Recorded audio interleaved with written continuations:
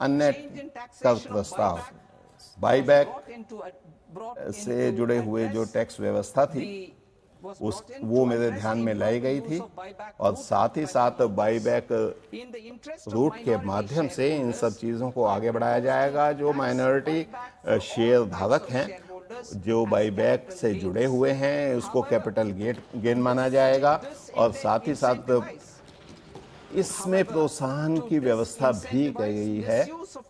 और क्योंकि उसके माध्यम से उसका दुरुपयोग हो रहा था तो अतिरिक्त बाईबैक टैक्स लागू करने का प्रावधान किया जा रहा है, और ये 22% लिया जाएगा कारपोरेट प्रोमोटर्स से, और गैर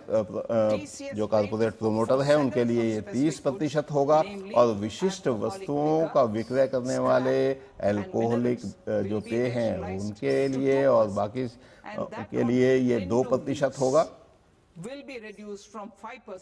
और बाकियों के लिए ये 5% से घटाकर 2% किया जा रहा है। और मेरा प्रस्ताव ये है कि फ्यूचर्स ऑप्शंस पर जो है उस 0.02% से इसमें बदलाव किया जा रहा है एसटीटी में, और ऑप्शंस के लिए फ्यूचर्स के लिए 0.15% इसको लाया गया है, 0.1% से 0.15 किया गया है, और ये व्यवस्थाएं की गई हैं। हम जो करों में बदलाव हैं उनको 2019 से हमने नहीं उनमें बदलाव किया था, लेकिन हमने निश्चित रूप से कम टैक्स रेट जो है लागू किए थे, और साथ ही साथ कटौतियों और छूटों की व्यवस्था को कम करने का प्रयास किया था। कंपनियों को प्रोत्साहन देने के लिए, नए रिजीम में ले जाने के लिए, नए प्रारूप पे ले जाने के लिए नेट क्रेडिट व्यवस्था लागू की जा रही है, और साथ ही साथ कंपनियों के लिए यह प्रस्ताव है कि नए रिजीम में अगर वो इसको उपयोग में लाते हैं तो जो टैक्स की देयता है उसमें 1/4 की कमी की जाएगी, और मैं यह प्रस्ताव रखती हूं कि एक क्रेडिट की व्यवस्था 1 अप्रैल 2026 से क्रेडिट को आगे नहीं ले जाया जाएगा, और इस स्थिति के अनुरूप जो अंतिम टैक्स की दर होगी ये 14% होगी, और इस समय यह 15% है, इसको 14% किया जाता है। जो बैड क्रेडिट की दर थी 30 मार्च 2026 तक, वो उनके लिए उपलब्ध होगी उस दिन तक, उसके बाद इसमें बदलाव किया जाएगा। अप्रत्यक्ष करों के मामले में मैं यह कहना चाहती हूं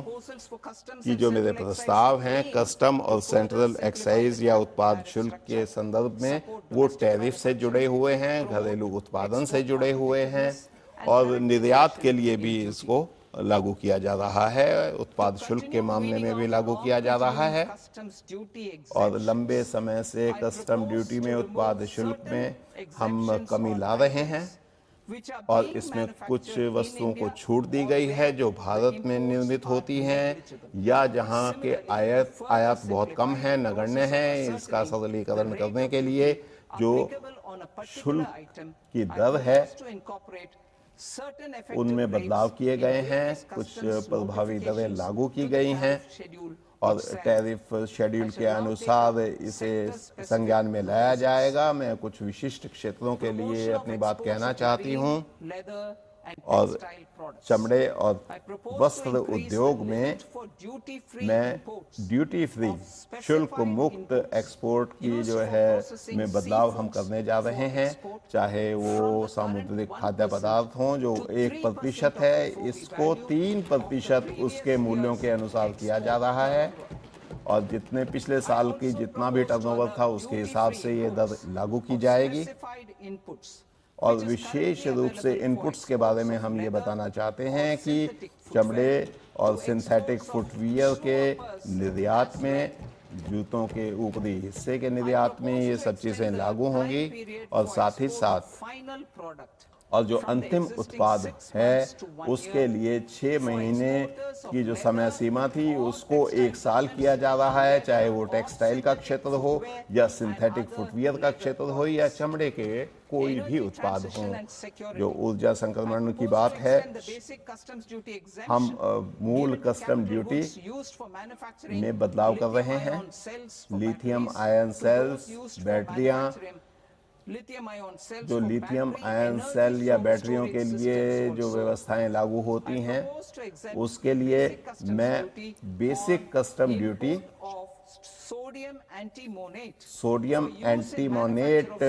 पर हम जो सोलर ग्लास में जिसका उपयोग होता है उस पर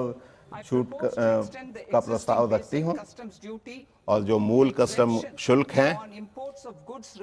और जो आयात की व्यवस्था है न्यूक्लियर पावर प्रोजेक्ट के लिए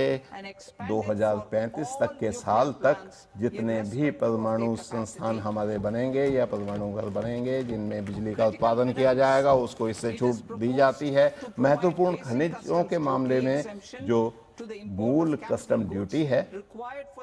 और जो पूंजीगत वस्तुएं हैं, क्रिटिकल